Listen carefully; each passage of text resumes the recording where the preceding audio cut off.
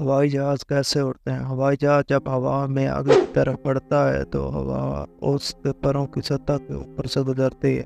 इसके पर उस तरह बनाए जाते हैं, बनाई सतह खाकदार और निचली सतह बिल्कुल चिपकी होती है।